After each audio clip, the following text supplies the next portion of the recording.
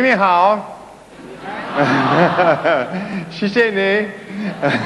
Thank you for being here. I promise you this is going to be a great evening. I understand that people in Singapore are some of the smartest people in the world. Is that true? Yes. Did anyone not understand the question? Well, that means you can take a lot of information in a short period of time. Is that right? Say yes. Yes. All right. So I'm going to give you a lot of good ideas very fast, like dealing cards. Okay? Now, I came to Singapore first in 1968. In 1968, you've seen the old parts of Singapore? All of Singapore was the old parts. I came back again in 1989. I was here in 1968, 69, 1970. I was away for many years. I came back in 89, and Singapore was suddenly the best run country in the world. Cleanest city, best run country in the world. In half a generation, you beat everybody, and now you've beat the United States in gross national product per person. Is that right? When are you going to stop? Where else can you go from here? I am so proud of you. I am so proud of you. Everywhere I go, I talk about Singapore. I love this country.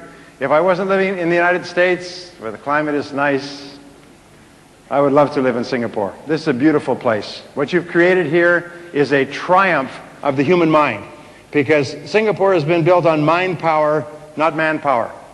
Singapore has been built with brains and ability and talent and drive and vision and determination. It is really an incredible place. It's really an incredible place, and so I congratulate you, and I tell you I'm very happy to be here. And I'm very happy to be able to share some ideas that may help you move even faster forward. Now, I have some good news for you, and I have more good news, and only good news tonight. The good news is that we are living in the very best time in all of human history. The stock markets may be going up and down. The American stock market is simply overpriced. You know, the stocks are too high, because during the 90s everybody went crazy, and now they're still a little crazy, and the prices will have to come down until they stop being crazy. A stock is merely an investment to get a return. That's all it is, and the returns aren't there, so the stocks have lower value, and when the stocks go down to the level of the return, it will stabilize and life will go on. But the good news is that we have no major wars. Most of the major diseases have been solved, have been cured, and that we have entered into basically a free market world. And Singapore is perfectly positioned to be one of the most prosperous nations for as far as we can see for 100 years. And the opportunities for you have never been greater in all of human history than now, except for tomorrow and next year and the year after. I have lived and worked and traveled in almost 90 countries. And I can tell you there's a lot of crummy countries out there. There's a lot of countries that you only want to go to once, or you want to get through quickly. And 100 years from now, they will still be poor. But Singapore will be more prosperous and more prosperous and more prosperous. So your job is to participate fully in the prosperity of the future, right? How many people here would like to double their income? If I could show you how to double your income, will you give it a try? Now, I've studied this subject for my entire life. I have trained over 2 million people, and I have created probably thousands of people who've gone from absolutely nothing to becoming millionaires, including in Singapore, Malaysia, Thailand, Laos, not Laos, but Indonesia, I'm sorry about Indonesia, the Philippines, Hong Kong, much of Latin America. My programs are distributed in 20 languages in 35 countries, and tens of thousands of people have been through the programs, and many have dramatically changed their lives with the tools and the ideas that I'm going to give to you. Now, we have 3 hours together, so what I'm going to do is I'm going to take the very best ideas that I know, and I'm going to condense them into our 3 hours, okay? And I'm going to give you, in the first half, I'm going to talk about what I call the psychology of success. We can call it the psychology of selling, because it's the psychology or the mental way of achieving anything. In the second half, I'm going to show you how to apply this specifically to how to sell more, how to double your sales, how to double your income, and so on, okay? Is that a good deal? Say yes. In the middle, we'll have a break. All right? Okay. Now, I started off my life poorly. I did not graduate from high school. I finished in the half of the class that made the top half possible. I couldn't get any kind of a job, so I worked at laboring jobs. My first job was washing dishes in the back of a hotel, small hotel. And then I went to washing cars with a car lot. And then I went to washing floors with a janitorial service. I thought washing was in my future, but it was sort of downhill, washing. And then I worked as a construction laborer. And then I worked on farms, and I worked on ranches, and I worked on a ship in the North Atlantic. And I worked at laboring jobs until I was about 22, 23. And how many people here are in sales? Well, when I couldn't get a job, laboring job, I got into sales too, just like you. So I know where you're coming from. And actually, I started my sales career here in Southeast Asia. I used to sell here on the streets of Singapore. I used to work traveling from city to city around Southeast Asia selling. So I know what it's like to sell here in Singapore on these streets in the summertime when it's hot. It's hot, hotter, and hotter still. It's never cool. You pray for rain, all right? I know what it's like. I used to be drenched, and that's before you got out of the house, you know. So I went and I worked very hard. I wasn't afraid to work because I'd worked as a laborer. And so I was told that if you just see enough people, talk to enough people, you'll make sales. So I used to run from place to place so I could be rejected more often. And I wasn't making any sales. And all I knew to do was to see as many people as possible and talk as much as possible. So it was run, run, talk, talk. Run, run, talk, talk, and then no, no. And I used to run from place to place, and I would talk as much as possible, and people would say no. I didn't mind if they looked at their watches, but it's when they looked at their watches and started hitting their watches like So finally I did something which changed my life, and it brings us to being together tonight. I went and asked a top salesman, I said, what are you doing differently from me? How come you're making so many sales? He's selling the same product. He's selling it out of the same office. He's selling to the same people. He's selling it at the same price. And he's selling 5 times and 10 times as much as me. And I didn't know much about selling at that time. And he said, well, show me your presentation. And I said, my what? Your sales presentation. I said, you show me yours and I'll show you mine. And so he said, well, a presentation is a logical and orderly method of separating prospects from suspects, identifying their needs, making a presentation, asking their questions, and getting them to take action. I couldn't believe it. It's like I had been pushing a telephone, you know, trying to get through, and I was just pushing numbers randomly, and nobody was answering. All right, I wasn't getting through, and he told me there's a logical sequence to selling, which we'll talk about in a little while. Well, instead of talking all the time, I went out and I began asking questions, and people responded to me differently. And then I began to craft and design questions, and people responded to me differently, and I started to make sales. And then I asked him other questions. Well, what do you say when someone says this? And how do you deal with this objection? And how do you get them to take action when they want to think it over? And, well, all the answers have been found. All the answers to all our questions have been found, and I took answers from him, and I began to ask other people, and then I began to read books on selling. I didn't know there were any books on selling. You know, there's over 4,000 books on selling. There's 2 books on selling published every week, 2 main books and probably 5 other books. And you know that most salespeople have never read a book on selling? I couldn't believe it. I went down to the bookstore and there were books on selling. So I began to buy them, and I would get up every morning and I would read for an hour in selling, and I'd take notes and I'd think of how I could use this, and I'd go out and I'd try it out that day. And that night I'd review how did it work. And if it worked well, then I would do more of it. If it didn't work well, I would stop it or modify it, or sometimes I'd combine this idea with one idea and I had something that worked even better. And then I began to listen to audio programs on selling. I thought I'd died and gone to heaven. I had no idea there was so much good information on audio programs. Do you know how many people who have become rich just listening to audio programs in their car when they drive around or when they walk around? Those days, I didn't have a car, but I had one of those Sony cassette players that you could carry around your neck like a purse, and it had a little earphone, and I'd go around like this, listen to it like this, and I'd get up in the morning and I'd play it, and I played it, and I memorized. I spent hours. I memorized the words. Interesting thing, my programs here, this program, Psychology of Selling, is the best-selling audio program on sales in the world. More people have become millionaires listening to it than any other program, according to some of the studies, follow-up studies. People tell me they listen to that program over and over again until they remember all the words. And then when they're with a customer, and the customer says something, the words just fall up. And they tell me, I made the sale because I remembered the words. The words had been stored away. They're part of your thinking. Just like your language. You speak a language, you don't have to grasp for a word because the word's programmed in. The correct answers are programmed in. Well, I listened to programs, this is long before I ever produced my own programs, and I remembered the words, and my sales went up and up and up, and my sales kept going up, and soon I began to go to seminars and courses. I began to travel great distances to go to seminars and sit in front and learn from other people and practice what they learned. Now let me give you an interesting point. Successful people have been studied at great length for many years, and their behaviors have been observed. What do successful people do that's different from other people?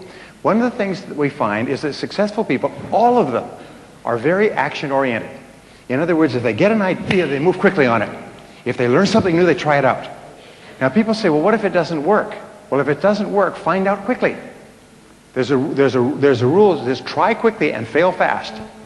Because the only two things can happen if you take action on a new idea. What are they? What are the two things? This is not a trick question. I'll tell you if it's a trick question. It's not a trick question.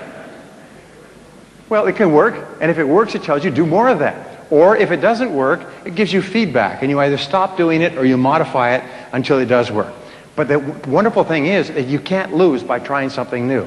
So if you were to take successful people, and there's many studies that have been done on this, if you could only look at them through a window and look at a group of people, look through the window, you could tell who the successful people are because they're always in motion. They're always trying more things. They're always active. Unsuccessful people are always waiting for everything to be just right. It's like waiting for a bus on a street where no buses go. They're still waiting. Where's the bus? The bus never comes. Successful people are always taking action. So if all you do is just take more action, just get busier, you'll be more successful. By the way, I'm not going to talk about it today, but does everybody here want to be lucky? Would you like to be lucky? Say yes. Okay. You know, it's a very, very important part of Chinese culture is luck, good fortune. Isn't that true? That's why we like jade. Why do we like jade? Because jade signifies luck. Okay. Now, I studied this for many years, and what I found is that it's not luck, it's what we call the law of probabilities. The law of probabilities says that if you flip a coin, the probabilities are 50% it will come down heads or tails, okay? The law of probability says that if you drive home, there's a certain probability that everything will happen. If you drive home, there's a very high probability you'll be safe, but there's a small probability you'll have an accident. In life, when you get married, there's a probability you'll be successful and happy. There's a probability that you won't. All life insurance, all insurance is based on probabilities. It's based on statistics, okay? So, how do you make your own luck? The way you make your own luck is you try more things. It's very simple. It's like life is a great game of darts, okay? Now, if you only throw one dart at the board, your chances of hitting a bullseye are very, very small because of the law of probabilities. But if you throw dart after dart after dart after dart after dart at the board, what must you eventually do? First of all, even if you're an idiot, you'll eventually hit the board. And if you keep throwing darts, and you keep throwing darts one after another, even if you're an idiot, you will sooner or later hit a bullseye. Isn't that true? So you look at successful people, and one of the things we find about successful people is that they're just average people who try more things. They just try more things. They're more active. They make more calls. In selling, we make more calls. And in life, we just try more things. Now, here's an interesting thing. If you throw darts, how many times will you miss the bullseye? Most of the time. Most of the things you try won't work. The fact is that successful people fail far more than unsuccessful people. In other words, if you throw lots of darts, you're going to miss most of the time. But you don't focus on the misses. As a matter of fact, here's a rule. If you could throw 10 darts and be absolutely guaranteed that 9 would fail. Try 9 different things in life. Make 9 calls. And be absolutely guaranteed that 9 out of 10 calls that you make, 90%, would fail completely, but 1 would be a big hit. If you could be guaranteed of a 90% failure rate with a 1% success rate, what would that mean? It means you'd be one of the most successful people alive. Isn't that true? Because then all you have to do is say, whoa, let's start, because, in other words, increase the probabilities. And then people say, boy, you're sure lucky. No, I'm not lucky. I just saw more people. I just tried more things. Now, every time you learn something new, it's like throwing another dart. Every time you read a book, listen to a tape, come to a course like this, it's like adding more darts to your bag, so you have more darts to throw. And so an average person who's got more darts to throw will be more successful than a genius who's got very few darts to throw. So it's really important. Well, and I'm getting off the track, but you can make your own luck by simply throwing more darts, by trying more things, by doing what you're doing tonight, by coming here. And my job is to give you a whole bunch of darts, okay? Because the law is that if you try enough things, you will be a big success. If you try enough things, because human beings are learning organisms. In other words, we're always learning from our experiences. We're learning at a conscious level and even at an unconscious level. But you cannot help but learn. You're just learning all the time. So even if you're trying things and you're failing, you're still learning at a very fast rate. In fact, you learn more and faster from failure than from anything else. Nobody really learns much from success. But from failure, you get real smart. Like burning your hand. you learn very fast. Okay, there's a story I have to tell you.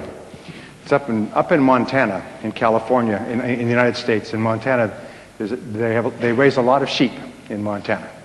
And this fellow has a sheep ranch that he got from his father. And the city starts to expand out, and they buy out his sheep ranch to build houses. So he sells the land, and he makes a big profit. And he decides that he'll go down to Los Angeles, which is a long way. It's like going from here to Bangkok. He'll go down to Los Angeles. He'll go to the big city. He's never been to the big city before in his whole life, but he wants to go to the big city and see it now that he has all this money. He's always been on this farm raising sheep. Well, he buys a plane ticket, gets onto the plane, he's sitting there, and he's sitting next to a businessman. The businessman's working away. He's got a computer working away, and he feels a little bit awkward because he's just a farm boy. And this businessman's working away, and he's kind of crossing his legs like this, and he crosses his legs, and he notices there's 2 sheep turds in his cuff.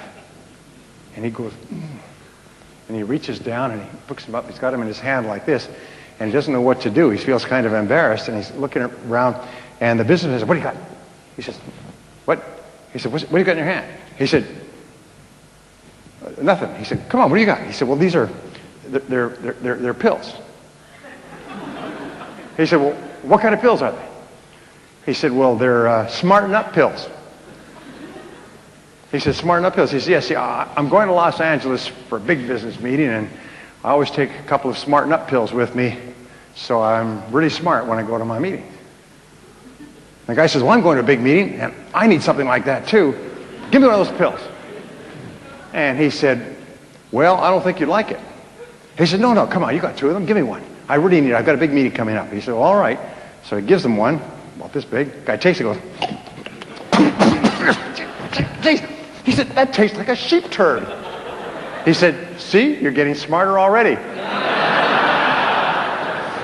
Well, our goal today is for you to get smarter throughout the day. Anyway, so I began asking these questions. Why are some people more successful than others? And let me make sure we get this. Okay.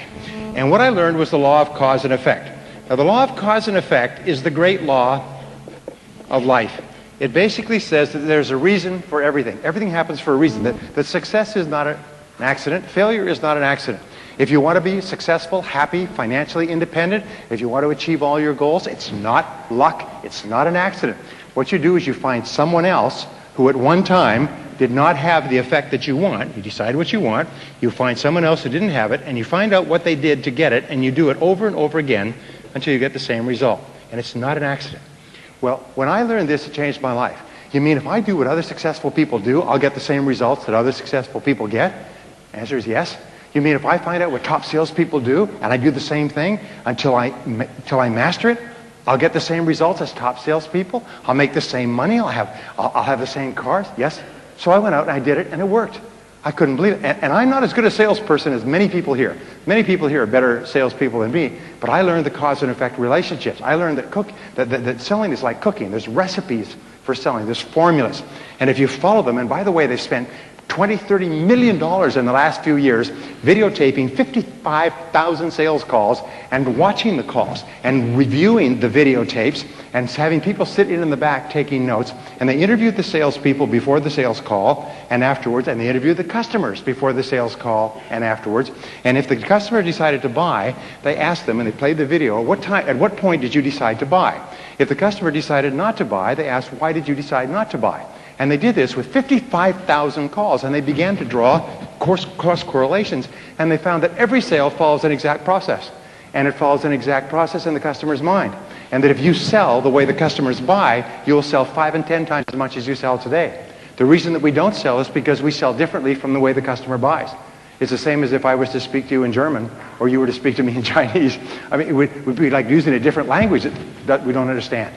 So what I found was that if you do what other successful salespeople do based on the exhaustive research, your sales go up. And I tried it and sales went up. And you could take people, I took people off the street who'd never sold anything in their lives. And I said, here's the system. And these are sometimes the very best salespeople of all because they don't have any ideas or fixed ideas. So I said, just do it this way. Say these words, do it this way, say these words, do it this way. And they did, and their sales went like that. And they went past people who'd been selling for 5 and 10 years. I cannot tell you how many young people, guys out of school, women out of school, just starting in sales, never sold before, began to use these methods and became superstars in their fields because they didn't have any old ideas about the way things were supposed to be done. They just said, okay, they just did it that way. And their sales, and people said, well, you're just lucky. You're just lucky. You just got into it at the right time. I had a woman in my course who was really neat. She came to me a year and a half later. She came back to the seminar I was at. She said, you're not going to believe it. I was in your seminar 18 months ago, and I had just started in real estate, and you said to set goals for how much you want to earn. So I set a goal to make $100,000 in the next year. Well, I didn't know that the average first-year earning for a real estate person was $18,000. Nobody told me that. So I set a goal of $100,000. Then I just did what you said to do, and I made $104,000 in my first year and became #1 in the company. And they said, how did you do that? I said, well, do what? Make so much money. Well, is that a lot of money? She didn't know that was a lot of money for a first year. She had just written it down, and then she just did what other successful people did. So the law of cause and effect is what changed my life. And by the way, I've been in many different businesses now. I've consulted for more than 500 companies over the years, over the last 20 years. And in every case, I ask them, how does your business work? What are the cause and effect relationships? And where's it strong? Where's it weak? What's working? What's not working? Where are the places where we can gain advantage? Where are the places where we're losing money and so on? And they think it's miraculous when I come in with this advice, which I charge them a lot of money for. Okay, so what I learned was this, is that there is a mental application. By the way, of all physical laws, there's mental applications. This is more important than anything else. It's that thoughts are causes. Thoughts are causes, and conditions are effects. Thoughts are causes, thoughts are causes, and conditions are effects. That means your thoughts create the effects of your life. Is that your thought is creative. You're almost like a magician in your own life. You create your world by the way you think. And the interesting thing is it's not the way you thought yesterday or the way you might think tomorrow. It's the way you think at this minute, at this moment. It's the way you think in the now that determines your life. And your thoughts are constantly creating your world on a forward basis. The wonderful thing about our society, a free society like Singapore, is that at any given time you can draw a line under the past and you can say, that was the past, but this is how I'm going to think in the future. And your whole life, just like turning the wheel of a car, goes in a different direction. If you change your thinking, you change your life. And when I learned this, you mean your outer world merely reflects your thoughts? Your outer world is merely an image of your inner world? Is that you keep attracting into your life people and circumstances in harmony with your thinking? Is that everything you have in your life you've created by the way you think? And that if you don't like anything, you can change the way you think and attract something different? Yes, all of that's possible. And once you learn that, you realize there's only one thing in the universe over which you have complete control. What is that? You only control one thing in the world. What is it? You can control your thinking. You can't control other things. You can't control the traffic, and you certainly can't control the weather, but you can control your thinking. And that's enough. Because if you will control your thinking, you control the whole world. Singapore is a tribute to human thinking. Singapore is merely an external expression of the very best thinking that has gone into building this country. This country is based on mind power. It's the most amazing thing. Look at these beautiful hotels and convention centers and office buildings. I mean, these are mental. These were mental before they were physical. Are you with me so far? It's really important to understand that. It's kind of an overwhelming thought. I had a hard time with it when I was in my early 20s. You mean my life, which was not that great, has been created by myself? Yes, it's been created by myself. So I said, well, then I'm going to start to get my thinking in harmony with what I want rather than keep thinking the old crummy thoughts. All right, so thoughts are causes, conditions are effects. Now what this means And it brings us to the great law, which is the foundation of all religion and all philosophy, is that you become what you think about most of the time. You become what you think about most of the time. This is the underlying principle of all religions, all philosophy, all psychology, all success, all metaphysics. Everything is you become what you think about most of the time. So the question is, what do you think about most of the time? By the way, this law is always true, except there are a couple of exceptions. If there weren't exceptions, then every young man would turn into a young woman by the age of 20. But nonetheless, you do become what you think about most of the time. Now, by the way, one of my subjects when I was poor is I began to study self-made millionaires. Self-made millionaires are people who start with zero and within one working lifetime pass the $1 million mark. Now, it's a little bit easier in Singapore. Maybe it's a little harder. But we're talking about U.S. dollars. But the way your currency is going, it's going to be the same pretty soon, isn't it? I remember the old days. I remember the old exchange rate. But here's the point. I studied self-made millionaires. These are people who started with nothing. They started with no money and maybe limited education. Sometimes they were brand new immigrants. Sometimes they couldn't speak the language, and they made more than $1 million. So tens of thousands of them have been studied over the years to find out what they do differently. And wouldn't that be a good thing to know, by the way? Say yes. If you want to be a self-made millionaire, I can promise you this. If you don't know how they think, you can't make it. In other words, if you want to go somewhere but you don't have a map, you can't get there. So I began to study them, and I found, what do you think self-made millionaires think about most of the time? They think about becoming financially independent. Because financial independence to them is very important. They want to reach the point where they don't have to worry about money. After that, they will spend. What do you think poor people think about all the time? They think about how little money they have and think about spending everything they have. And everything they can borrow or put on credit cards. So self-made millionaires are always thinking in terms of financial independence. Poor people are always thinking about how poor they are. Now, if you want to become a self-made millionaire, starting point is begin thinking about financial independence. And I'll talk about this in just a second. So, go back to my question. What is it that successful people think about most of the time? Come on, this is real simple, but it's really important. What is it they think about most of the time? Success. You're right. They think about what they want most of the time and how to get it. Now, these are the two turning points in your life. Think about what you want and how to get it. What is it that you really, really want, and how do you get it? And that's what they think about most of the time. And if you think about what you want most of the time, you start to move toward it, and it starts to move toward you.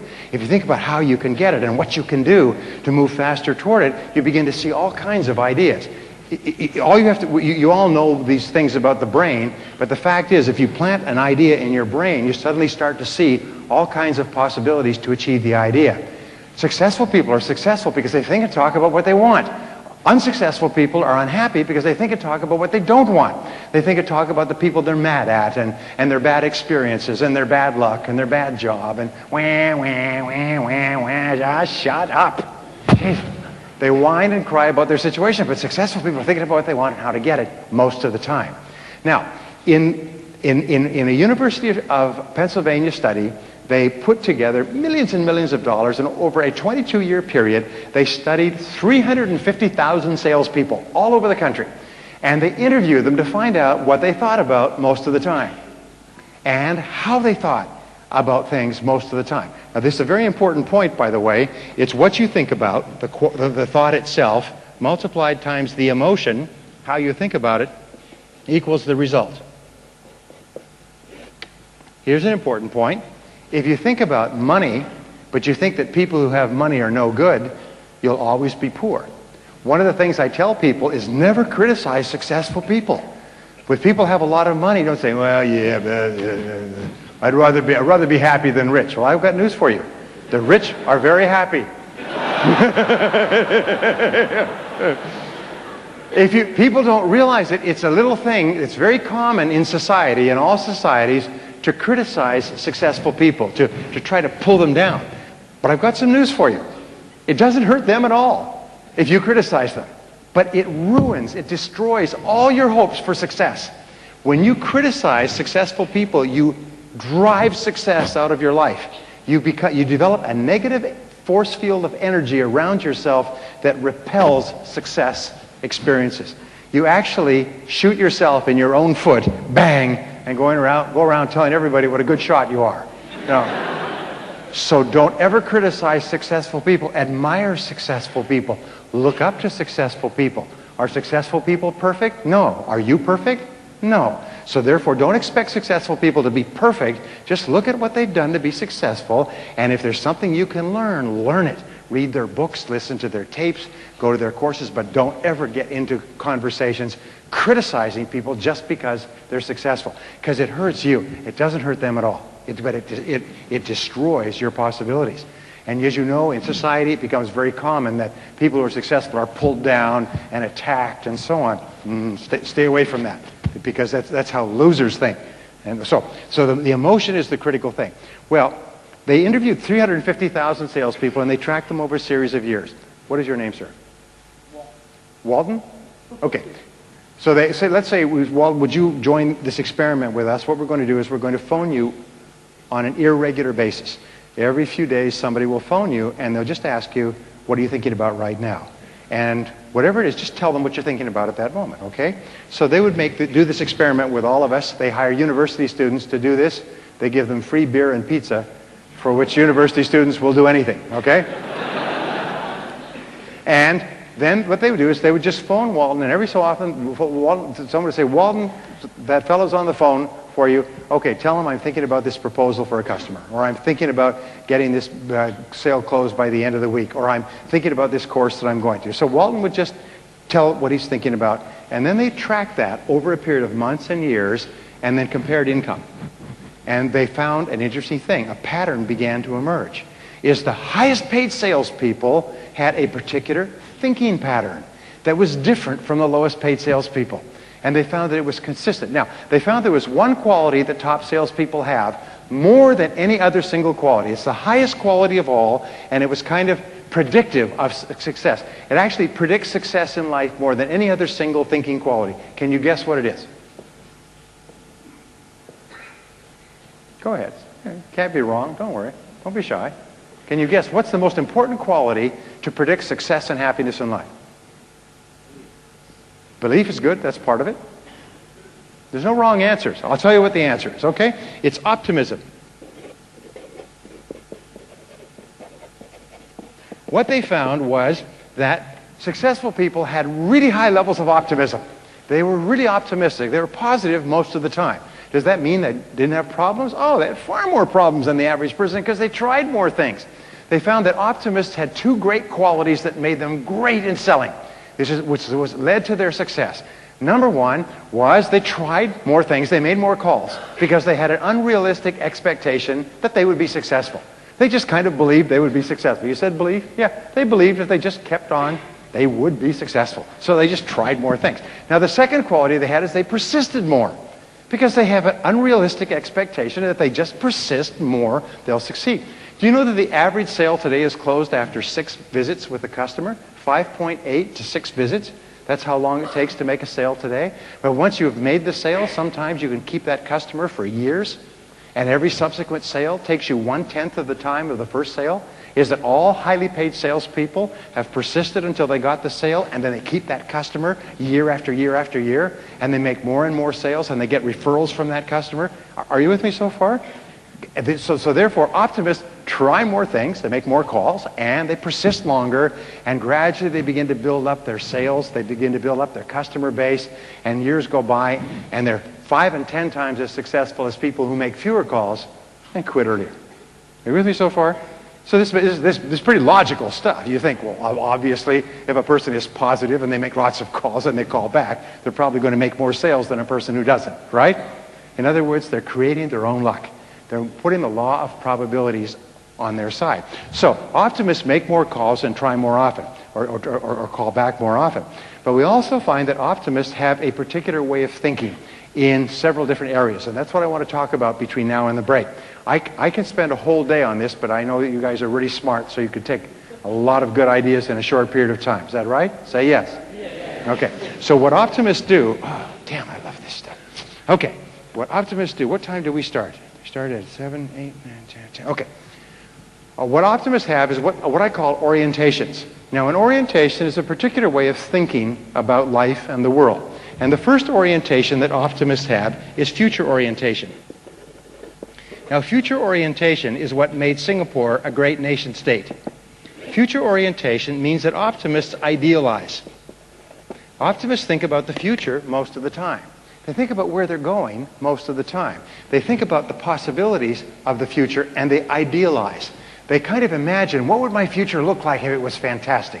What would the world look like? What would my world look like? And there's 4 areas where optimists idealize. These are the 4 things that we all want in common. All over the world, all human beings want these 4 things. Number 1 is great health.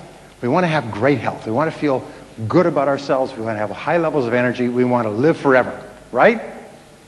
And it's never been possible to live longer and live better than it is today, right here. Number 2 is that optimists want to have loving relationships. They want to have happy relationships. They want to have happy families. They want to have happy friends. They want to work with people they like, work for bosses they like. They want to sell to customers they like, and so on. One of the great rules for success in selling is only get into a business where you really like the people you're working with and you really like the people you sell to. I had a woman come up to me recently. She said, I really like my product and I really like my company, but I really hate the people I sell it to. I mean, they're real jerks. She just didn't like the people. I said, you'll never be successful unless you really care about the people you're selling to.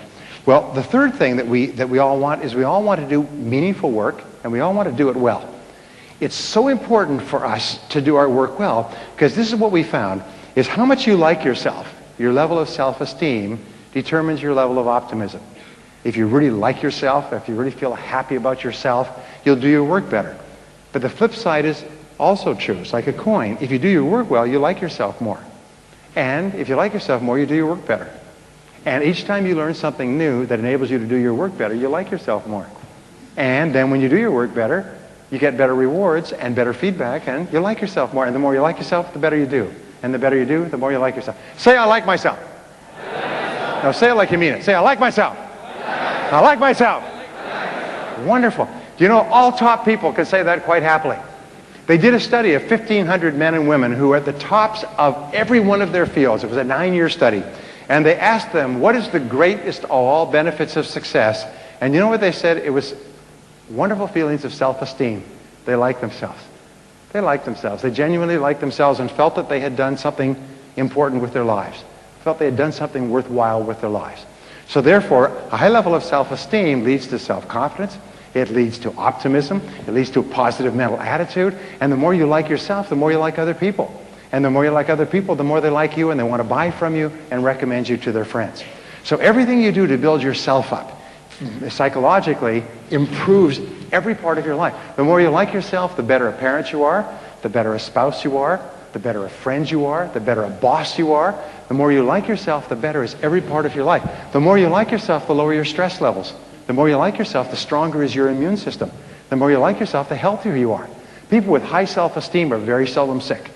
People with high self-esteem do their work well. They have lots of energy. People with high self-esteem set big goals for themselves. It's an interesting thing. If you really like yourself, you set big goals for yourself. And if you set big goals for yourself, and you also persist. So the more you like yourself, the better you do. And the wonderful thing is every single time that you do something positive for yourself or for anyone else, your self-esteem goes up. Now, this brings us back to future orientation. People who really like themselves think about the future, and they have great ideas for the future. Do you know that we have found that just the very idea... I'm sorry, let me not get ahead of myself. I said there's 4 things that we want. Number 1 is health and energy. Number 2 is loving relationships. Number 3 is meaningful work that we do well. Number 4 is financial independence. We all want to be financially independent. Now, we all judge ourselves in life by how well we're doing on each of these 4. And we could be doing well in 3, but if we're low in 4, that's what bothers us. That's the thing that worries us more than anything else. You know, you could have great health and good family and nice job and be broke. And you know what? You won't think about the other 3 things. You think about being broke all the time. Isn't that true? It's called the deficiency need in psychology. We always tend to think about where our deficiencies are and not pay enough attention to the other. Well, the more you like yourself, the more you idealize your future, the more you create great dreams of what is possible for you. And the starting point of of dreaming great dreams is to have a fantasy or an imaginary idea of your life as if it were perfect sometime in the future. So when I do personal strategic planning, when I do strategic planning actually with corporations, the first thing I say is, let us imagine that this company 5 years in the future is perfect in every way. Okay? If this company was perfect, if it was a great company, if it was the most respected company in the business, if it was the best company of all in this industry, what would it look like? And then I go around and I have the executives give me an idea. What would it look like? Best products, best service, great customers, tremendous management, wonderful people, great systems internally, wonderful reputation, high profitability, rapid growth rates, high price on the stock exchange. We write them all down. And the most amazing thing is, I say, okay, now, is this what the company would look like if it was perfect? And everybody says, yeah, if this company was perfect, that's what it would look like. I would say, okay, is this possible? Are these possible? And everybody stops. I do this with the senior executives of multi-billion-dollar corporations. And they say, yeah, 5 years? Not in 1 year, but we could do that in 5 years. And so the only question then becomes what? How? How will we do it? I say, good. Now let's start talking about how. Let's first of all organize these in priority. If we could only accomplish one, which would be the first one? And then which would be the second? And so the first one, the first one is usually superb products and services. Because if you have that, you'll have the sales, you'll have the profits, you'll have the market, you'll attract the people, and so on. So, okay, now, how do we develop a reputation as being the best in the business? There's a reason that I talked about this, because you need to say the same thing. If your life was perfect in 5 years, if your health was perfect and your family was perfect and your work was perfect and your financial situation was perfect in 5 years, what would it look like? What would it look like? And then you begin to think, hey, in 1 year maybe, but in 5 years, I could be fit, I could have a great family, I could be the top of my field in my work, I could be financially independent or on my way to financial independence. All that's possible within 5 years. Isn't that true? Now, here's an interesting point. Are you ready? The time is going to pass anyway. The 5 years is going to go past anyway. 5 years from now, 5 years will have gone by. You'll be 5 years older. The only question is, what are you going to do in the meantime? Well, here's my favorite word in success. My favorite word in success is the word clarity.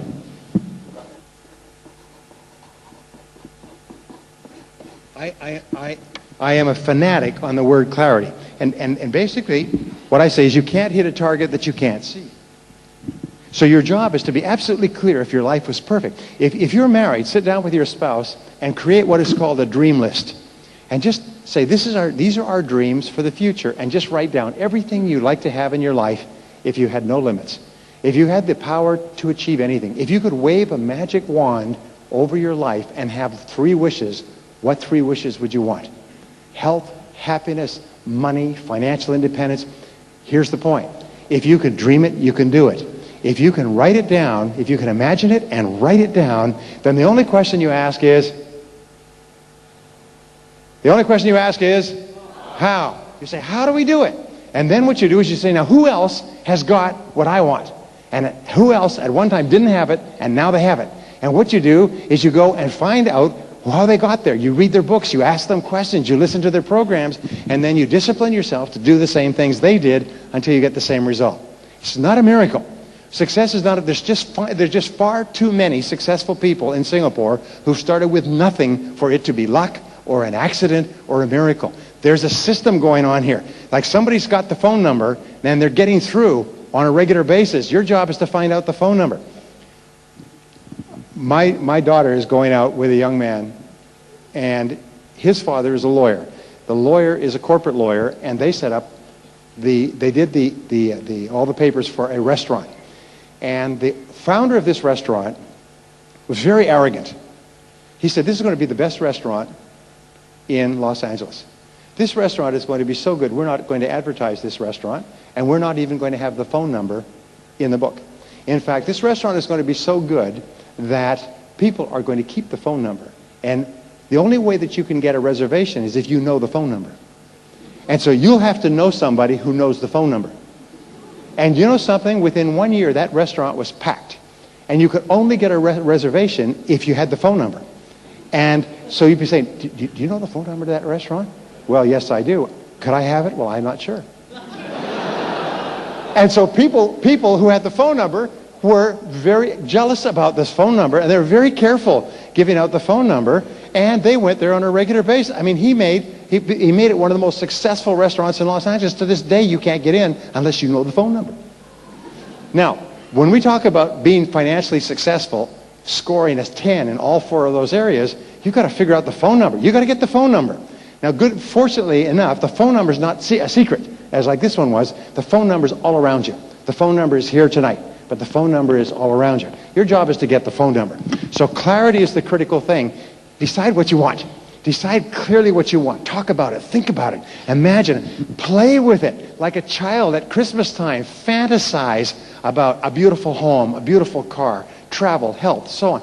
All of these things are possible for you, but you have to have them in your mind first. Remember, it always begins within your mind and then it goes into your reality. Now, the second part is, I love this stuff. Damn. Okay. The second orientation that successful people have is goal orientation.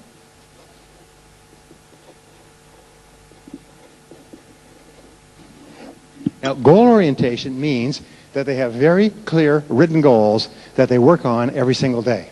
So I'm going to give you a homework exercise. If we had more time, I would take you through the exercise here. We may do this at a later seminar, but what I want you to do is I want you to take a piece of paper like this when you get home tonight. I want you to promise me you'll do this. If you'll do this, I promise you it will have a major impact on your life. No exceptions. Take a piece of paper like this, write the word goals at the top, and write down at least 10 goals you want to accomplish in the next 12 months. Before you go to bed tonight, this is your homework assignment. Go home, sit down, write down the 10 goals. You promise me you'll do that? Say yes. Yes. Even if you're lying, some of you would say like this. I'm not saying anything. I ain't writing no goals. Might work. You know, it might get me out of my rotten old broken down car, my crummy job. I ain't writing down no goals. It might take 3 minutes of my life. I'm not doing it. Now here's the important point. Writing down these goals takes 2 to 3 minutes. Actually about 3. If you write down 10 things that you want to accomplish in the next 12 months. Now all you have to do then is take this piece of paper, fold it up, put it away somewhere where you won't see it for a whole year. You know, like in your Bible or something like that. Take it, put it away for a whole year, and at the end of the year you take out this list and open it up, and you'll be both happy and sad. You'll be happy because 8 of your 10 goals will have been accomplished in the most amazing ways. And you'll be sad because you'll wish you had written more goals and bigger goals. Now, does this work? Yes, it works everywhere. Has anybody ever done this, by the way, written down 10 goals? Anybody ever done it? Does it work? Everybody will tell you it works. People go home, and managers go home and have all the staff sit down and write down 10 goals. Parents go home and have their kids write down 10 goals, or have their spouse write down 10 goals, and their whole lives change. Now, it's not that it takes at the end of 12 months, suddenly, bing, you achieve the goals. The goals start to come true at a rate that is absolutely amazing. People come to me and they say, my whole life has changed in the last 30 days. All kinds of things have happened. They've changed jobs. They've changed relationships. They've gotten a new house. They bought a car. They've taken a trip. And they're all things they wrote down. So your homework assignment is to write down 10 goals. And you can write down more if you like. Before I came over here, I'm staying at the hotel across, I wrote down my 10 goals. I do it every single day. I just write them and rewrite them. I carry a school notebook, a spiral notebook with me, and I just write down my goals every day because that just burns them deeper and deeper and deeper into my subconscious mind. And it's the most amazing thing. It costs you 3 to 5 minutes a day, but the power on your life is phenomenal. If all you'll do from this day is you write down 10 goals, and then instead of putting them away for a year, just review them on a regular basis, and the only question you ask is what? How? How could I achieve the goals? How? The question how makes you an optimist. The question how raises your self-esteem. The question how unlocks your creativity. The question how makes you powerful.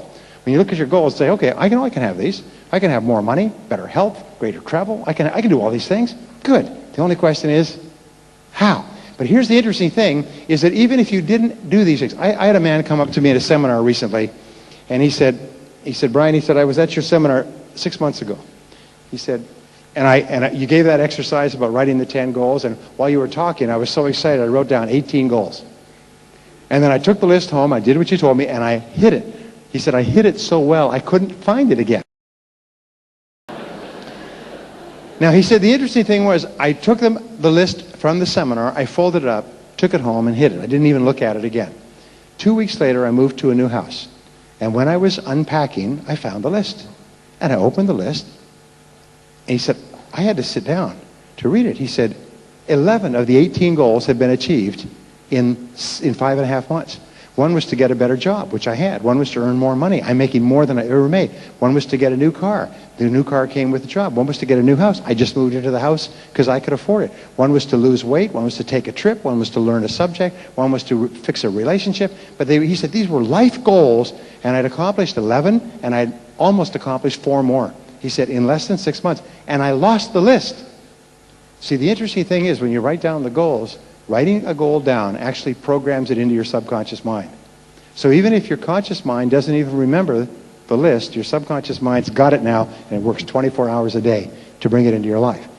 Please trust me on this. It's life transforming. And I've spoken all over the world and given this exercise. I've never had anybody say it didn't work.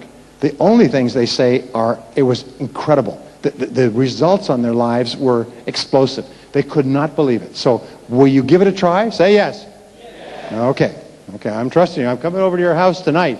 You know, I'm going to wake up. You're going to hear that banging on the door. Bang, bang, bang. Show me the list. No list? We'll have to have a talk. Okay, so goal orientation. Now, the third orientation is excellence orientation. In order to achieve something you have never achieved before, you have to be good at something you've never been good at before. You have to develop skills you've never had before. So remember, your job, and I've got some good news and more good news. When you come into this room, you are automatically in the top 10% of people in our society. You're in the top 10% of adults, and I'll tell you why. Only 10% of people ever come to a seminar like this. Now, the 10% of people who come to a seminar like this are automatically optimists. Nobody came here hoping this would be a bad seminar. If you did, I'll talk to you later. You're future-oriented because you came here to learn something that will help you to be better in the future. Even if you didn't define it that way, nonetheless, in your own heart, you were future-oriented. And that's all that matters.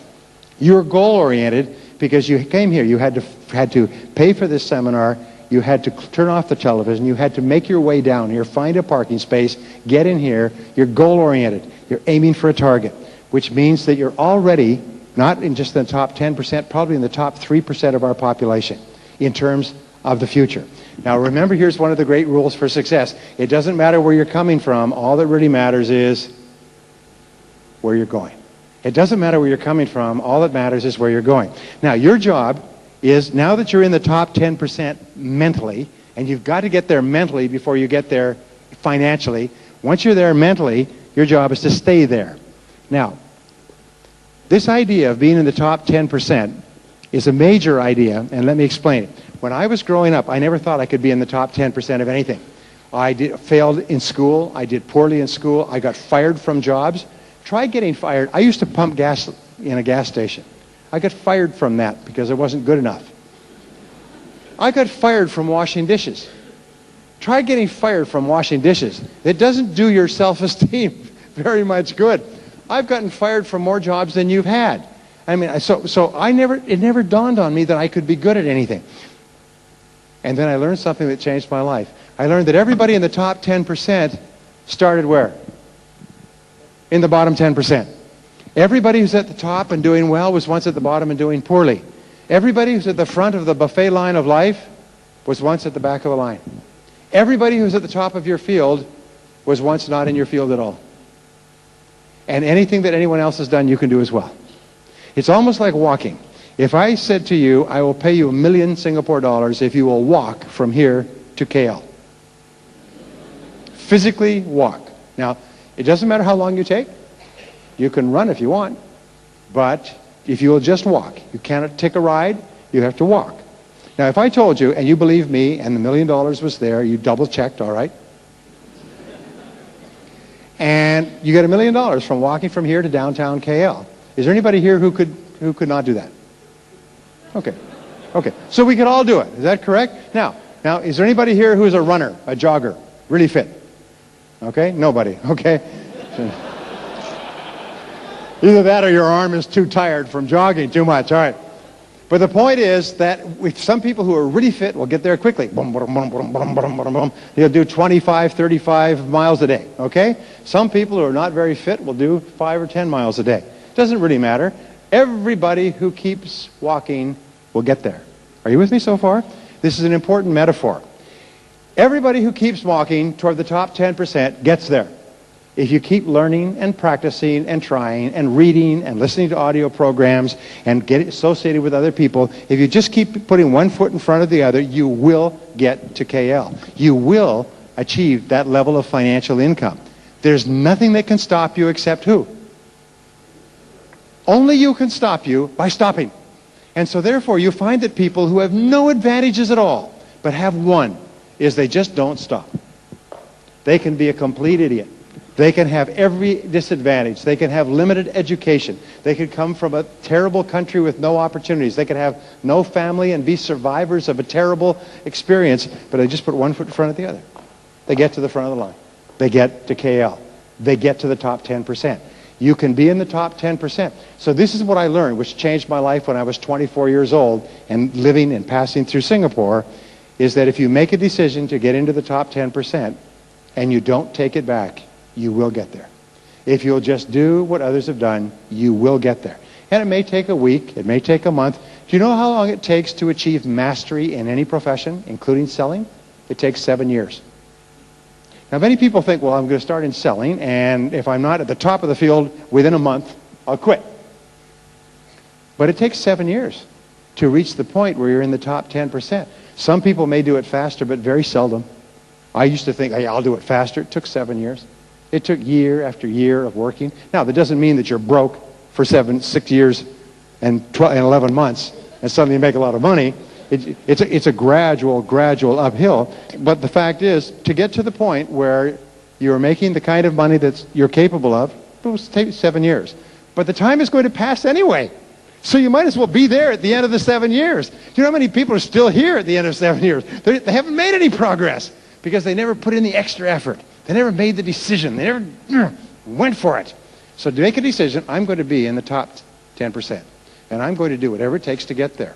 I'm going to pay the price. I'm going to read the books. I'm going to leave the television off. I'm going to start a little earlier. I'm going to work a little harder. I'm going to stay a little later. I'm going to get better. I am going to get into the top 10%. And you know what? There's nothing to stop you from getting into the top 10%. The only reason people don't get into the top 10% is why?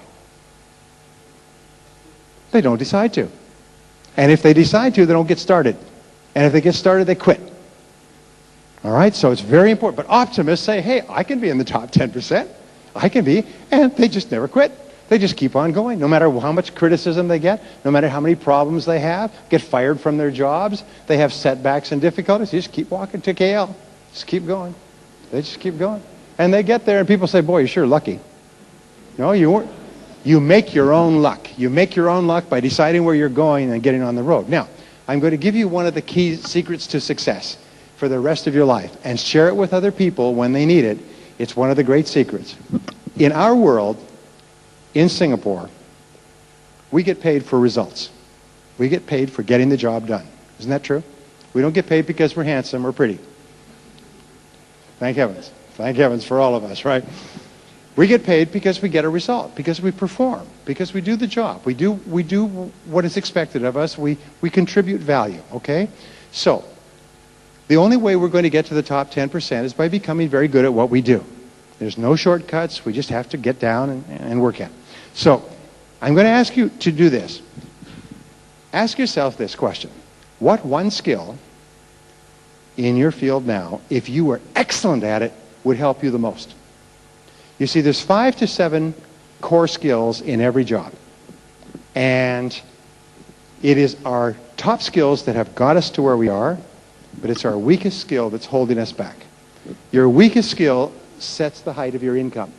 Your weakest skill determines how much money you make. So if there's 7 key skills in selling, which there are, and you're brilliant at 6 of them, but weak at the 7th, that sets your income. So ask yourself, what one skill? It's really important. What one skill? And if you don't know the answer, you must find out. Ask your boss. Boss, what one skill, if I was really good at it, would increase my income the most? Ask your coworkers. Ask your customers. I did that once when I was living in Singapore. I asked one of my customers, what one skill would help me the most? And he told me, if you would stop talking so much and ask questions and listen more, you'd be far more effective. Well, I talk. Salespeople talk too much because we're nervous. We're nervous, so we overcome our nervousness by talking too much. Talk, talk, talk, talk, talk, talk, talk, talk, talk. Men especially. Men are worse at this than anyone else. So, and the reason we're in selling is because we get along well with other people. We're more sociable than other people. So talk, talk, talk, talk, talk. Anyway, so he said, instead of talking so much, ask more questions and listen, and you'll be more effective. And I did, and he was right, and that helped me an enormous amount. So ask people, what one skill, what one change in what I'm doing would help me more than anything else? And they'll tell you, if you were a superb prospector, if you were so good at prospecting that people were literally coming in the windows with their checks trying to buy from you, if they were lined up in the corridor when you got to work in the morning with their checks saying, me first, if you were such a good prospector that when you phoned, they said, thank heaven you phoned, can I send a car for you? If you were such a good prospector, would that double your income? Say yes. Okay, then set that as a goal. I'm going to be superb at prospecting. And then the only question you ask once you set it as a goal is what? How? How do I become so good at prospecting that I have so many prospects I don't have time to see them all? That becomes your question, right? For the rest of your life, from now on, say, what one skill would help me the most? And it's always the skill where you're the weakest. And then you set it as a goal, and you make a plan, and you work on it every day until you bring that skill up. Now, you may not like it to start off with, and you may not be very comfortable with it, and you may not like prospecting or closing or something else. Well, boo-hoo for you, okay? Get over it and get on with learning how to do it well, right? If you're going to be in this business, you're going to have to master the key skills in this business, right? So don't give yourself excuses. Well, I'm not very good at prospecting. Well, shut up. Who cares what you're good at? The fact is that all business skills are learnable. Okay, say it. All business skills are learnable. If anybody else can learn to be good at prospecting, so can you.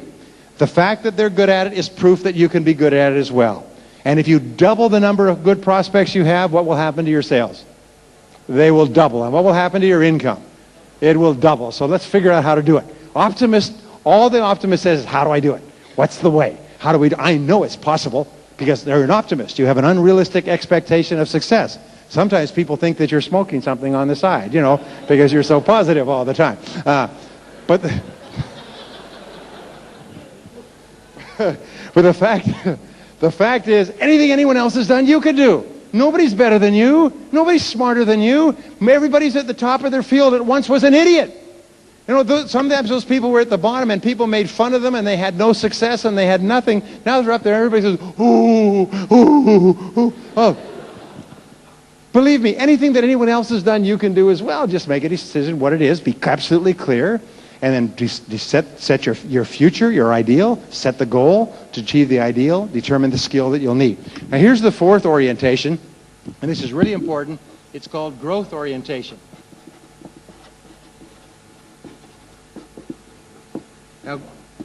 Now growth orientation is the key to the future. Lee Kuan Yew said that years ago, is that we have to have the smartest and best educated populace in the world, which Singapore just about damn near does.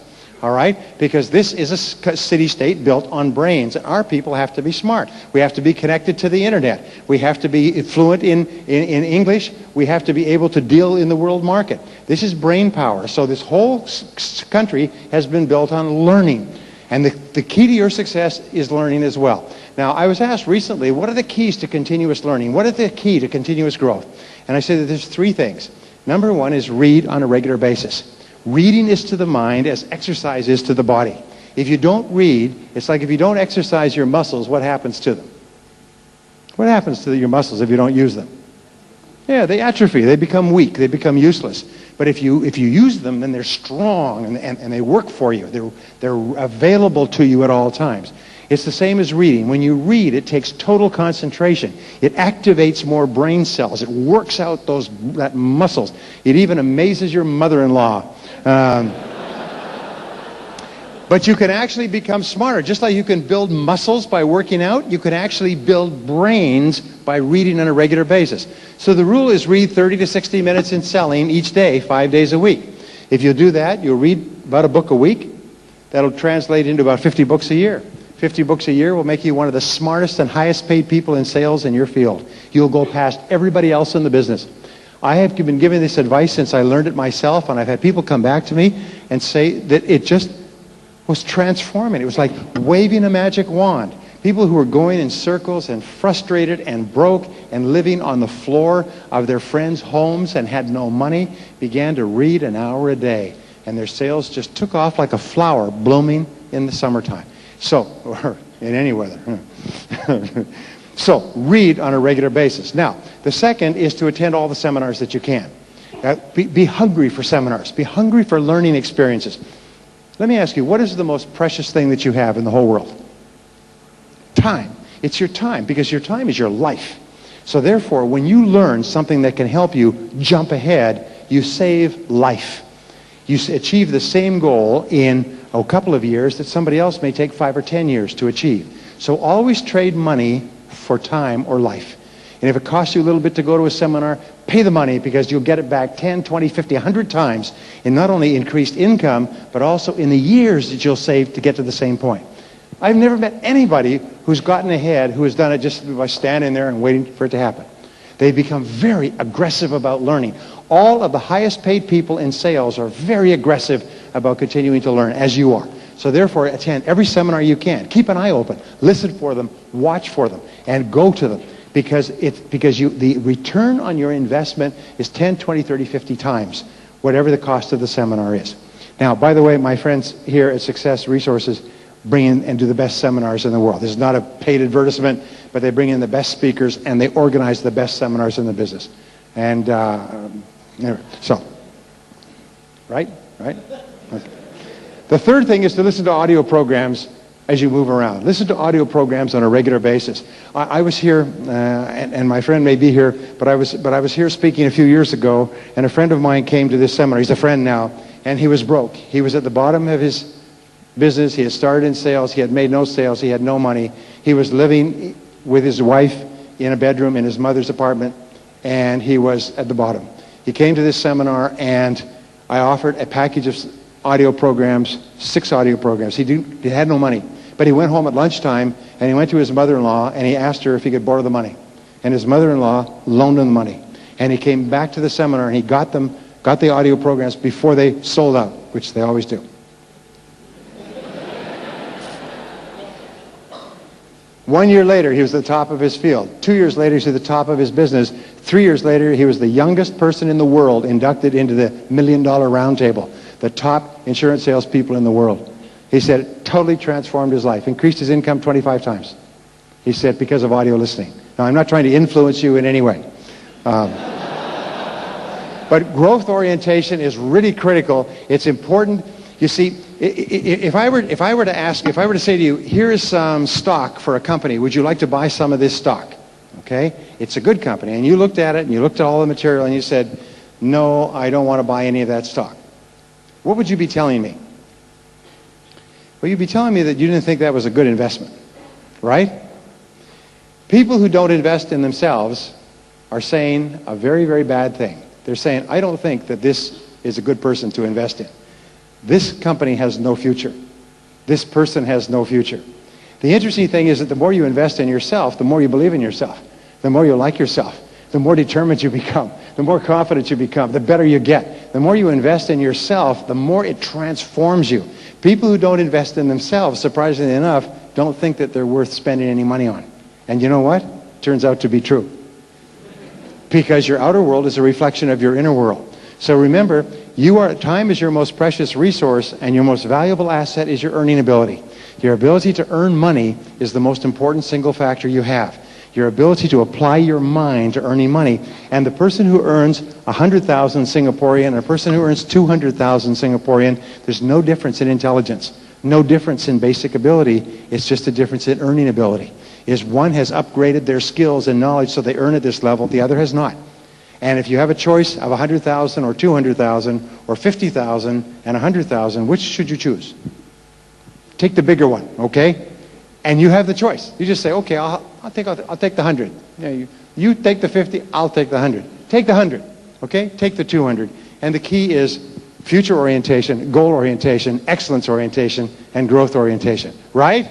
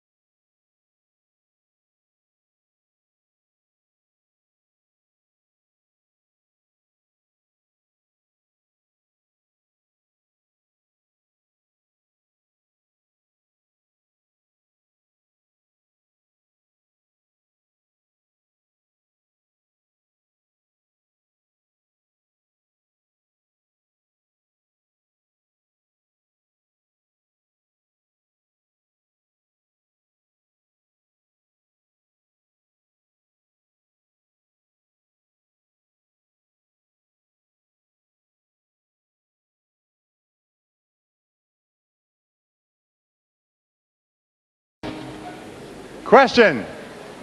Who is the most important person in this room?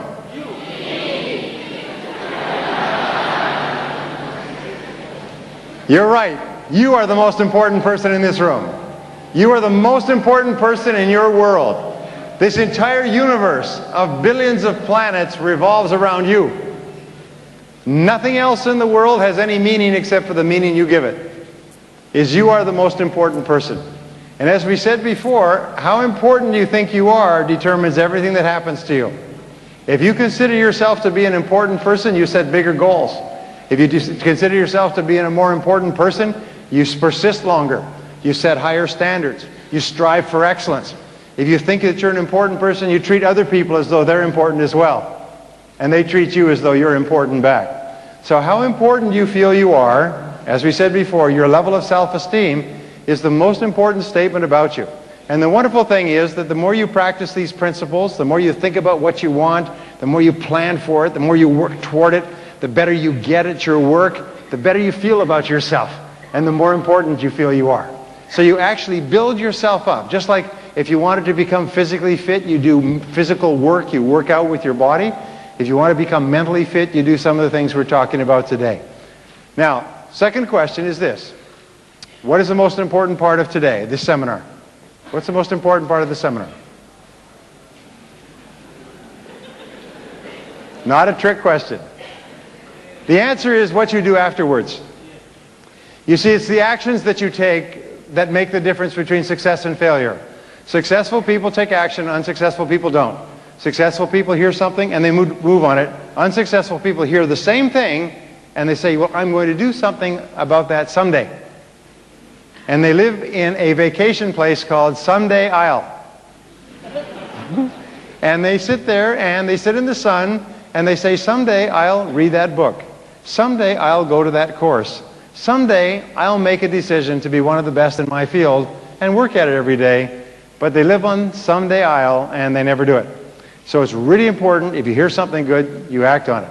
Now, I said this morning that the first part we would talk about the psychology of selling. The psychology we've talked about, you become what you think about most of the time. If we asked top salespeople what they think about most of the time, one of the things they think about is selling more stuff. They think about selling all the time. They get up in the morning and they think about selling, and they think about selling all day long. And they think about selling in the evening, and they think about selling on the way home, and they think about selling on the weekend. Now, many people think, well, you know, when I finish work, I don't like to think about my work. Well, that's okay. It just means that you have no future. Because that would be the same as saying, well, when I'm at work, I don't like to think about my family. You know, I like to just sort of leave that as another part of my life. The fact is that your family and you are part 24 hours a day. You think about it all the time. If you're in the right field, you think about it all the time. So then we say, well, what are the things that top salespeople think about in selling? And we talk about the psychology of selling. Now, there's several things we could talk about in the next hour, and I want to talk about some of the most important. Basically, I said there's 7 key parts of selling, 7 key result areas.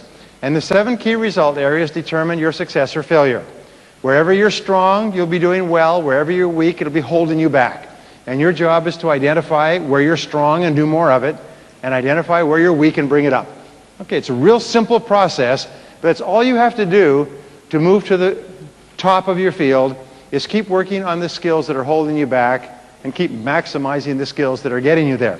Now, the 7 skills are, number 1 is prospecting. You have to have someone to talk to. Now, let's talk about prospecting a little bit.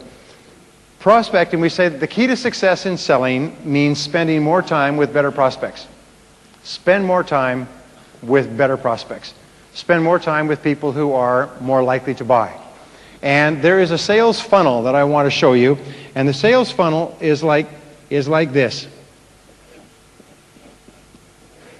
And the rule is that there are 3 parts of selling. There are prospecting, and that's the first part of the sales funnel. And then the second part is presenting, showing your product. And that's the second part of the funnel. And the third part is following up and closing.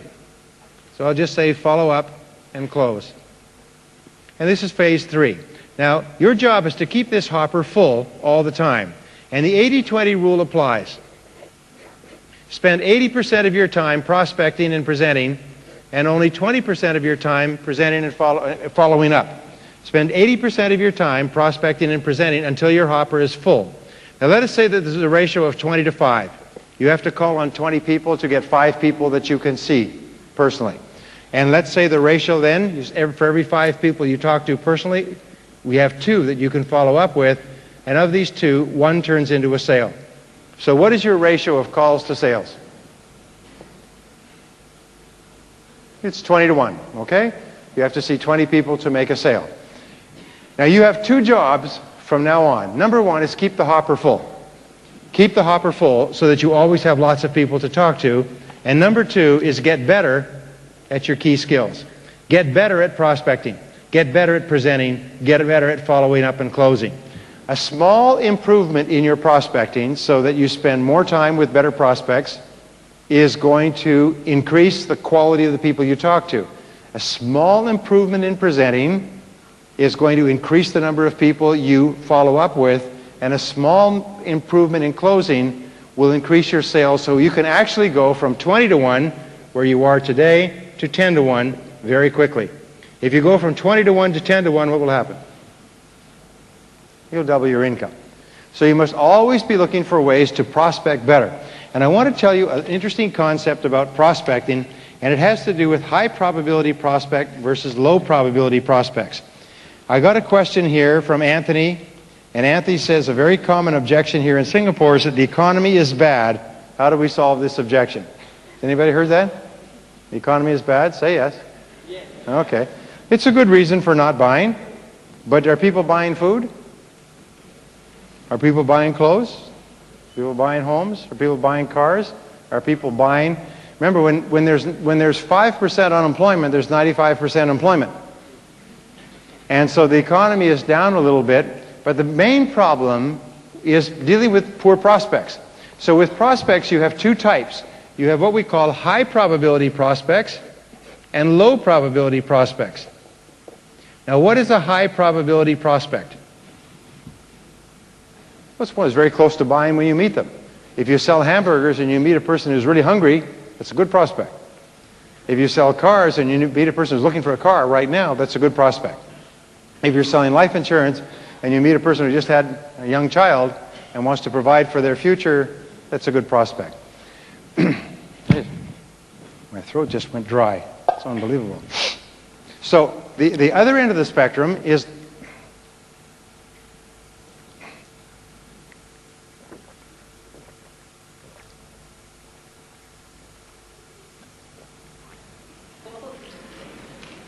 excuse me. The other end of the spectrum is low probability prospects. People are a long, long way from buying. And here's what we know. It's sort of like a thermometer. Is everybody you meet is somewhere in here. Your job is to spend more time with prospects that are up here. So your job is to spend more time with people who can and will buy your product or service in a reasonable period of time. And so at the beginning, you need to sort out prospects from high probability to low probability. So what is a high probability prospect?